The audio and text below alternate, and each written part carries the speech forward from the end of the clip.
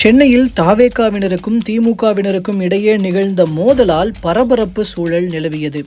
சென்னை துறைமுகம் தொகுதிக்குட்பட்ட திருவள்ளுவர் நகர் இப்ராஹிம் சாலை பகுதியில் மக்களிடம் தேர்தலுக்காக சர்வே எடுக்கச் சென்ற தமிழக வெற்றிக் கழகத்தினர் சுமார் 10 பேரை அப்பகுதியின் திமுக வட்டச் செயலாளர் கவியரசு என்பவர் தடுத்ததோடு காவல்துறையினர் அனுமதியோடு சர்வே எடுக்குமாறு கூறி விரட்டியடித்ததாக கூறப்படுகிறது. இதில் திமுகவின் வட்ட செயலாளர் அவருடைய ஆதரவாளர்கள் சுமார் 30 பேரை வரவழைத்து தாவேகாவினரை போலீசார் முன்னிலையிலேயே தாக்கி விரட்டியடித்ததாக சொல்லப்படுகிறது. இதில் காயமடைந்த தாவேகாவை சேர்ந்த ஒருவர் ஸ்டான்லி அரசு மருத்துவமனையில் சிகிச்சை பெற்று வருகிறார். இந்த விவகாரம் தொடர்பாக இரு தரப்பினரும் மாறி மாறி காவல்துறையில் புகார் தெரிவித்ததை அடுத்து வடக்கு கடற்கரை போலீசார் விசாரணை மேற்கொண்டு வருகின்றனர்.